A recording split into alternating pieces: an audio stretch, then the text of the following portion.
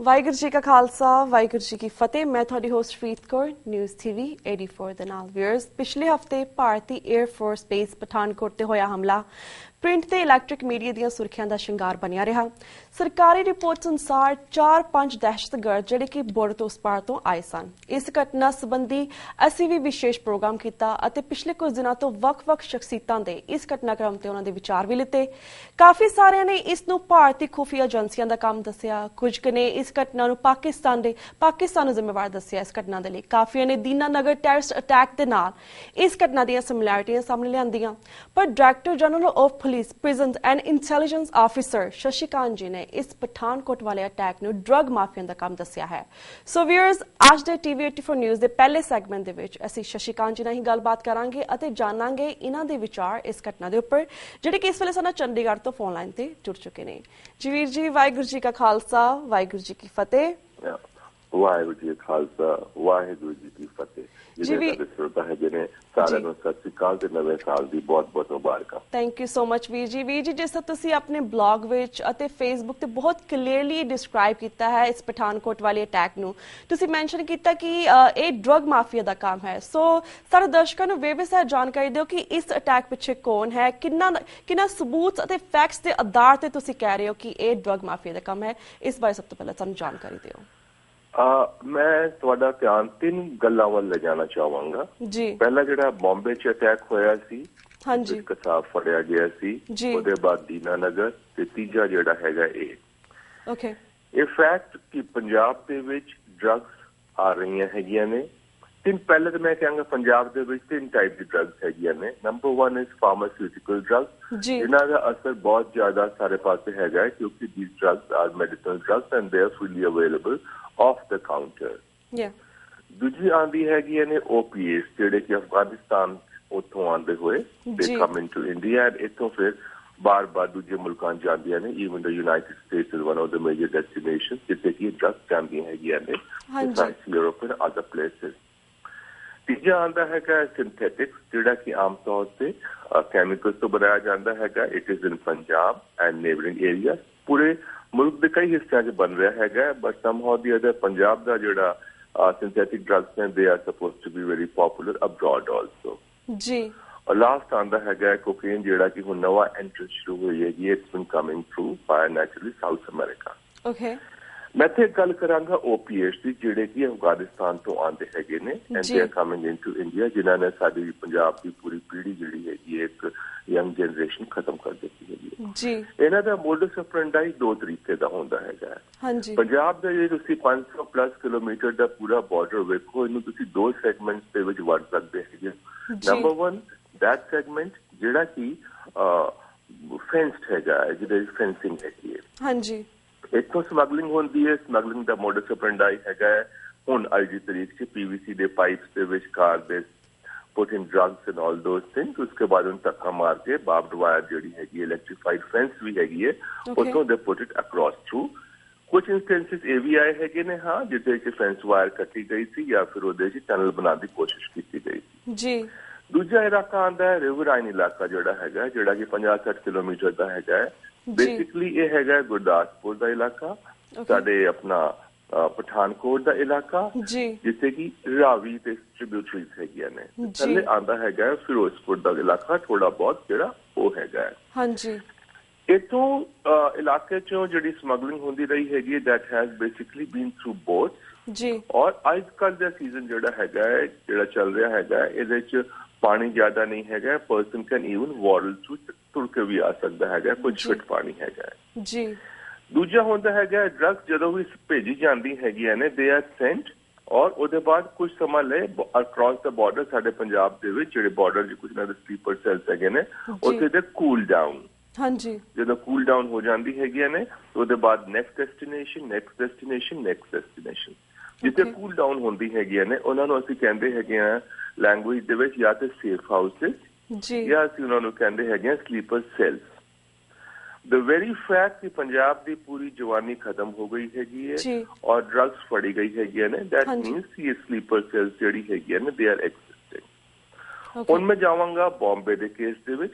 ਉਹ ਜਿਹੜਾ ਰੂਟ था, ਜਿਸ ਰੂਟ ਤੋਂ ਕਸਾਬ ਆਇਆ ਸੀ, ਦੈਟ ਵਾਜ਼ ਦ ਰੂਟ ਜਿਹੜਾ ਕਦੇ ਹਾਜੀ ਮਸਤਾਨ ਐਂਡ ਕੰਪਨੀ ਜਿਹੜੇ ਗੋਲਡ ਸਮਗਲਿੰਗ ਲਈ ਇਸਤੇਮਾਲ ਕਰਦੇ ਸੀ, ਉਹਦੇ ਬਾਅਦ ਉਸ ਰੂਟ ਤੋਂ ਵੀ ਲਗਾਤਾਰ ਆਰਮਸ ਐਮੂਨੀਸ਼ਨ ਵਗੈਰਾ ਆਉਂਦੇ ਰਹੇ ਹੈਗੇ ਨੇ। ਓਕੇ ਜੀ। ਆਪਣਾ ਏਰੀਆ ਜਿਹੜਾ ਹੈਗਾ ਇਹ ਏਰੀਆ ਵੀ ਤੁਹਾਨੂੰ ਪਤਾ ਹੈ ਪਹਿਲੇ ਜਦੋਂ ਇੰਡੀਪੈਂਡੈਂਸ ਹੋਈ ਹੈਗੀ ਹੈ ਮੁਲਕ ਦੀ ਇੰਡੀਆ ਦੀ, ਤੇ ਉਸ ਵੇਲੇ ਦੇ ਬਾਅਦ ਇਹ ਗੋਲਡ ਸਮਗਲਿੰਗ ਦਾ ਮੇਜਰ ਅੱਡਾ ਰਿਹਾ ਸੀ। ਬਾਅਦ ਦੇ ਵਿੱਚ ਇਹ ਗੋਲਡ ਸਮਗਲਰ ਜਿਹੜੇ ਸੀ ਦੇ ਹੈਡ ਗॉट ਇਨਟੂ ਦ ਡਰਗ ਸਮਗਲਿੰਗ। ਹਾਂਜੀ। ਸੋ ਸਲੀਪਰ ਸੈਲਸ ਹੈਗੇ ਨੇ, ਡਰੱਗਸ ਆ ਰਹੀਆਂ ਔਰ ਸਾਰੀ ਦੁਨੀਆ ਦੇ ਵਿੱਚ ਇਹ ਗੱਲ ਸਾਫ਼ ਆਈ ਹੈਗੀ ਹੈ ਕਿ ਡਰੱਗਸ ਦਾ ਤੇ ਜਿਹੜਾ ਟੈਰਰਿਸਟ ਹੈਗੇ ਨੇ ਇਹਨਾਂ ਦਾ ਕਲੋਜ਼ ਰਿਲੇਸ਼ਨ ਹੈਗਾ, ਕਿਉਂਕਿ ਜਿਹੜੀ ਵੀ ਮਨੀ ਜਨਰੇਟ ਹੁੰਦੀ ਹੈਗੀ ਹੈ ਡਰੱਗਸ ਤੋਂ, drug money that's being primarily used for this kind of nefarious activities. ਇਸੇ ਕਰਕੇ ਅਸੀਂ ਇਹਨੂੰ ਕਹਿੰਦੇ ਹੈਗੇ ਆ ਨੈਰਕੋ ਟੈਰਰਿਜ਼ਮ। ਨੈਰਕੋਟਿਕਸ ਤੇ ਜਿਹੜੇ ਇਸ ਤਰ੍ਹਾਂ ਦੇ ਬੰਦੇ ਹੈਗੇ ਨੇ ਜਿਹੜਾ ਕੀ ਆ ਕਰਦੇ ਹੈਗੇ ਨੇ ਉਹਨਾਂ ਦਾ ਕਲੋਜ਼ ਲਿੰਕ ਹੈਗਾ। ਔਰ ਪਿਛਲੇ ਦਿਨਾਂ 'ਚ ਇਹੀ ਗੱਲ ਆਈ ਸੀ ਜਦੋਂ ਦੀਨਾਨਗਰ ਦਾ ਇੰਸੀਡੈਂਟ ਸੀ, ਉਹਦੇ ਵਿੱਚ ਵੀ ਆਇਆ ਸੀ these guys had come over through Riverine area, ਆ ਕਰਕੇ 2 ਦਿਨ ਇੱਥੇ ਰਹੇ ਸੀ ਬਾਰਡਰ ਦੇ ਵਿੱਚ, ਉਹਦੇ ਬਾਅਦ they had moved further ਹਾਂਜੀ help of some sleeper cells। ਔਰ ਇਹੀ ਗੱਲ ਜਿਹੜੀ ਹੈਗੀ ਹੈ ਪਠਾਨਕੋਟ ਦੇ ਵਿੱਚ ਆਈ ਹੈਗੀ ਹੈ। ਔਰ ਜਿਹੜੀ ਇੰਟਰੋਗੇਸ਼ਨ ਜਿਹੜਾ ਕਿ ਇਨਵੈਸਟੀਗੇਸ਼ਨ ਦੇ ਬਾਅਦ ਰਿਪੋਰਟਸ ਆ ਰਹੀਆਂ ਨੇ ਉਹਦੇ ਵਿੱਚ ਇਹ ਗੱਲ ਜਿਹੜੀ ਮੈਂ 2007 ਤੋਂ ਕਹਿੰਦਾ ਆ ਰਿਹਾ ਹੈਗਾ that has been proved beyond doubt। ਜੀ ਜੀ। ਸੋ ਵੀਰ ਜੀ ਜਿਸ ਗੱਲ ਕੀਤੀ ਹੈ ਕਿ 2 ਤਰ੍ਹਾਂ ਆਉਂਦੇ ਨੇ ਇੱਥੇ ਇੰਡੀਆ ਦੇ ਵਿੱਚ ਲੋਕ, one through fence one through ਜਿਹੜਾ ਰਿਵਰ ਵਾਲਾ ਏਰੀਆ ਹੈਗਾ। ਸੋ ਬੇਸਿਕ ਜਿੱਥੇ ਪਠਾਨਕੋਟ ਅਤੇ ਗੁਰਦਾਸਪੁਰ ਹੈ। ਸੋ ਤੁਸੀਂ ਸਿਮਿਲੈਰਿਟੀਜ਼ ਦੱਸ ਦਿੱਤੀ ਅਟੈਕ ਦੇ ਵਿੱਚ ਜਿਹੜੀ ਦੀਨਾਨਗਰ ਦੇ ਵਿੱਚ ਹੋਇਆ ਸੀਗਾ ਤੇ ਜਿਹੜਾ ਹੁਣ ਹੋਇਆ ਹੈਗਾ। So we do see the similarity between ਕਿ ਦੋਨੇ ਜਿਹੜੇ ਆਤੰਕਵਾਦੀ ਸੀ ਜਾਂ ਟੈਰਰਿਸਟ ਸੀਗੇ ਉਹ ਕਿਸ ਏਰੀਆ ਤੋਂ ਆਏ ਸੀਗੇ। ਪਰ ਜਿਸ ਤਰ੍ਹਾਂ ਪਹਿਲੀ ਘਟਨਾ ਹੋਈ ਸੀ ਉਸ ਵੇਲੇ ਵੀ ਕਿਸੇ ਹੋਰ ਜਥੇਬੰਦੀ ਦਾ ਨਾਮ ਲਿੱਤਾ ਗਿਆ, ਜਿਹੜੀ ਆਹ ਘਟਨਾ ਹੋਈ ਹੈ ਇਸ ਲਈ ਵੀ ਯੂਨਾਈਟਿਡ ਜਿਹਾਦ ਕਾਉਂਸਲ ਨੂੰ ਜ਼ਿੰਮੇਵਾਰ ਠਹਿਰਾਇਆ ਗਿਆ। ਉਹਨਾਂ ਨੇ ਕਿਹਾ ਕਿ ਅਸੀਂ ਕੀਤਾ ਸਭ ਕੁਝ। ਤੁਸੀਂ ਇਸ ਨੂੰ ਕਿਵੇਂ ਵੇਖਦੇ ਹੋ? ਜਦੋਂ ਟੈਰਰਿਸਟ ਇਨਸੀਡੈਂਟ ਹੁੰਦੇ ਹੈਗੇ 2 ਗੱਲਾਂ ਹੁੰਦੀਆਂ ਨੇ। ਕਈ ਵਾਰੀ ਹੁੰਦਾ ਹੈਗਾ ਕਿ ਇਨਸੀਡੈਂਟ ਦੀ ਜਿਹੜੀ ਰਿਸਪੌਂਸਿਬਿਲਿਟੀ ਹੈਗੀ, ਜ਼ਿੰਮੇਦਾਰੀ ਲੋਕੀ ਇਮਾਨਦਾਰੀ ਦੇ ਨਾਲ ਕੰਸਰਨਡ ਆਰਗੇਨਾਈਜੇਸ਼ਨ ਲੈ ਲੈਂਦੇ ਹੈਗੇ ਨੇ। ਇਹਦਾ ਦੂਜਾ ਪਹਿਲੂ ਹੈਗਾ ਜਿਹਦੇ ਵਿੱਚ ਇਹ ਆਰਗੇਨਾਈਜੇਸ਼ਨ ਜਿਹੜੇ ਹੈਗੇ ਨੇ ਕੁਝ ਆਪਣਾ ਲਾਈਮਲਾਈਟ ਦੇ ਵਿੱਚ ਆਉਣ ਲਈ ਵੀ ਕਰਦੇ ਹੈਗੇ ਨੇ। ਇਹਦੇ ਵਿੱਚ ਵੈਦਰ ਜਿਹਾਦ ਦੀ ਕਾਉਂਸਲ ਜਿਹੜੀ ਹੈਗੀ ਹੈ, ਜਿਹੜੀ JNK ਦੇ ਡਿਫਰੈਂਟ ਗਰੁੱਪਸ ਹੈਗੇ ਨੇ ਉਹਨਾਂ ਦਾ ਆਰਗੇਨਾਈਜੇਸ਼ਨ ਹੈਗਾ ਉਹ ਸਨ ਜਾਂ ਸਿਰਫ ਉਹਨਾਂ ਦੇ ਨਾਂ ਤੇ ਕਿਸੇ ਨੇ ਰਿਸਪੌਂਸਿਬਿਲਿਟੀ ਲਿੱਤੀ ਹੈਗੀ ਹੈ, ਇਹਦੇ ਇਨਵੈਸਟੀਗੇਸ਼ਨ ਦੇ ਦੌਰਾਨ ਹੀ ਆਏਗਾ। ਜੀ ਜੀ। ਸੋ ਵੀਰ ਜਿਸ ਗੱਲ ਕੀਤੀ ਹੈ ਕਿ ਜਿਹੜੇ ਇਹ ਇਸ ਤਰ੍ਹਾਂ ਲੋਕ ਆਉਂਦੇ ਨੇ, ਇਸ ਪੈਥ ਥਰੂ ਆਉਂਦੇ ਨੇ, ਆਈਦਰ ਲਾਈਕ ਟਨਲ ਬਣਾ ਕੇ ਫੈਂਸ ਦੇ ਨੀਚੋਂ ਆਉਂਦੇ ਨੇ ਜਾਂ ਫਿਰ ਰਿਵਰ ਦੇ ਏਰੀਆ ਤੋਂ ਆਉਂਦੇ ਨੇ। Do you think it was a really a terrorist attack or do you think ਕਿ ਇਹ ਸਿਰਫ ਲਾਈਕ ਜਿਹੜਾ ਡਰੱਗ ਦਾ ਕੰਮ ਹੈ, ਡਰੱਗ ਦਾ ਕੰਮ ਅੱਗੇ ਪ੍ਰਫੁੱਲਿਤ ਕਰਨ ਦੇ ਲਈ ਇਸ ਤਰ੍ਹਾਂ ਪੰਜਾਬ ਦੇ ਵਿੱਚ ਆ ਰਹੇ ਨੇ? ਬਿਕੋਜ਼ ਜਿਸ ਤਰ੍ਹਾਂ ਇੰਡੀਆ ਦੇ ਵਿੱਚ ਮੀਡੀਆ ਨੇ ਕੁਝ ਡਿਫਰੈਂਟ ਹੀ ਐਂਗਲ ਦੇ ਦਿੱਤਾ। Sorry, you were saying something. ਜੀ ਹੈਲੋ।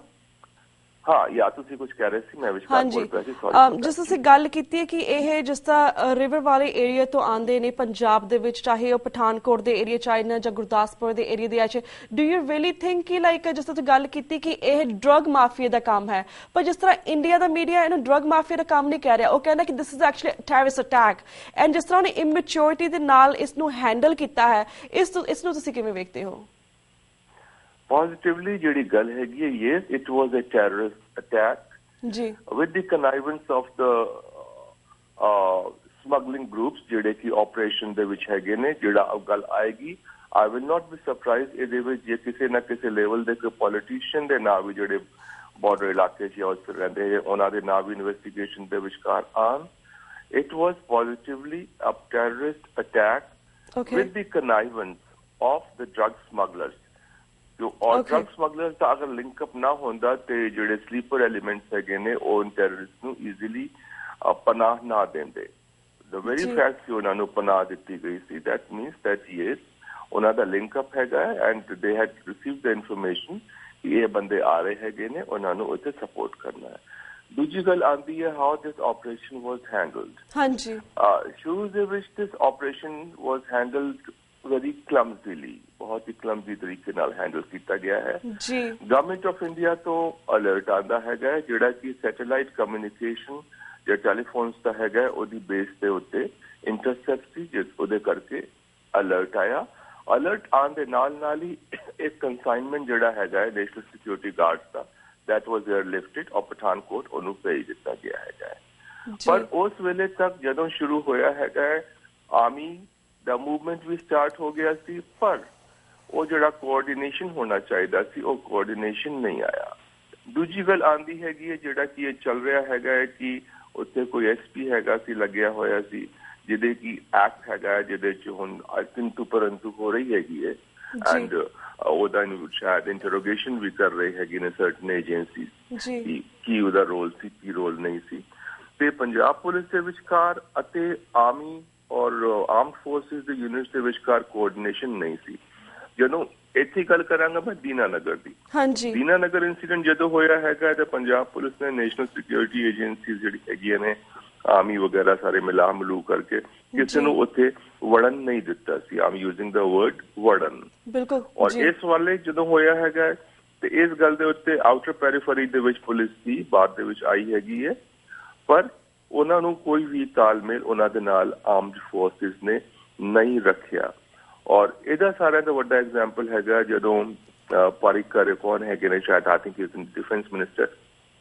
ਪਾਰਿਕਰ ਨਾਮ ਹੈਗਾ ਕਿ ਪਨਿਕਰ ਨਾਮ ਹੈਗਾ I'm not very sure when he came Punjab police ਦੀ ਪ੍ਰੈਸ ਕਾਨਫਰੰਸ ਇੱਕ ਪਾਸੇ ਚੱਲ ਰਹੀ ਸੀ ਡਿਫੈਂਸ ਮਿਨਿਸਟਰ ਦੀ ਪ੍ਰੈਸ ਕਾਨਫਰੰਸ ਇੱਕ ਪਾਸੇ ਚੱਲ ਰਹੀ ਸੀ the coordination was totally lacking and totally absent ਜੀ ਤੇ ਵੀਰ ਜੀ ਜਿਵੇਂ ਤੁਸੀਂ ਤਿੰਨ ਐਗਜ਼ਾਮਪਲ ਦਿੱਤੀਆਂ ਸੀ ਇੱਕ ਬੰਬੇ ਵਾਲੀ ਦੀਨਾਨਗਰ ਵਾਲੀ ਐਂਡ ਪਠਾਨਕੋਟ ਵਾਲੀ ਤੇ ਦੀਨਾਨਗਰ ਵਾਲੀ ਸਿਮਿਲੈਰਿਟੀ ਸਾਨੂੰ ਬਹੁਤ ਕੁਝ ਦਿਖਦਾ ਕਿ ਇੱਕ ਰਸਤੇ ਦੇ ਵਿੱਚ ਆਏ ਨੇ ਕਿਸ ਤਰ੍ਹਾਂ ਜਿੰਨੇ ਵੀ ਟੈਰਰਿਸਟ ਸੀਗੇ 4-5 ਸੀ ਕਿਸ ਤਰ੍ਹਾਂ ਇਹਨਾਂ ਨੇ ਜਾਂ ਕਲਮਜ਼ੀ ਤਰੀਕੇ ਦੇ ਨਾਲ ਪਰ at the end of day ਇਹਨਾਂ ਨੇ ਖਤਮ ਕਰ ਦਿੱਤੇ ਨੇ ਪਰ ਜਿਸ ਤਰ੍ਹਾਂ ਬੰਬੇ ਵਾਲੇ ਦੇ ਵਿੱਚ ਕਿਸਾਬ ਜਿਹੜਾ ਸੀਗਾ ਉਹ ਬਚ ਗਿਆ ਸੀਗਾ ਪਰ ਤੁਹਾਨੂੰ ਨਹੀਂ ਲੱਗਦਾ ਕਿ ਇਹਨਾਂ ਨੂੰ ਜਿਹੜੇ ਆਈ ਮੀਨ ਲਾਈਕ ਤੁਸੀਂ ਕਿਹਾ ਕਲਮਜ਼ੀ ਤਰੀਕੇ ਨਾਲ ਕੀਤਾ ਤੁਹਾਨੂੰ ਲੱਗਦਾ ਕਿ ਇਹਨਾਂ ਨੂੰ ਐਟਲੀਸਟ ਇੱਕ ਅੱਧਾ ਟੈਰਰਿਸਟ ਜਿਹੜਾ ਸੀਗਾ ਉਹਨੂੰ ਜਿੰਦੇ ਨੂੰ ਫੜਨਾ ਚਾਹੀਦਾ ਤਾਂ ਕਿ ਉਹਨੂੰ ਥੋੜੀ ਪੁੱਛਗਿੱਛ ਕੀਤੀ ਪਰ ਜਿਸ ਤਰ੍ਹਾਂ ਇਹਨਾਂ ਨੇ ਇੰਨੇ ਦਿਨ ਗੋਲਾਬਾਰੀ ਚਲਾਈ ਹੈ ਕਿੰਨਾ ਨੁਕਸਾਨ ਕੀਤਾ ਕਾਫੀ ਲੋਕ ਸ਼ਹੀਦ ਵੀ ਹੋਏ ਨੇ ਤੁਹਾਨੂੰ ਲੱਗਦਾ ਕਿ ਇਹਨਾਂ ਨੇ ਥੋੜੀ ਜਿਹੀ ਹੋਰ ਵੀ ਕਲਮਜ਼ੀ ਤਰੀਕੇ ਦੇ ਨਾਲ ਕੀਤਾ ਦੇ should be more mature about it ਇਹਨਾਂ ਨੂੰ ਥੋੜੀ ਹੋਰ ਟ੍ਰੇਨਿੰਗ ਦੇਣੀ ਚਾਹੀਦੀ ਸੀਗੀ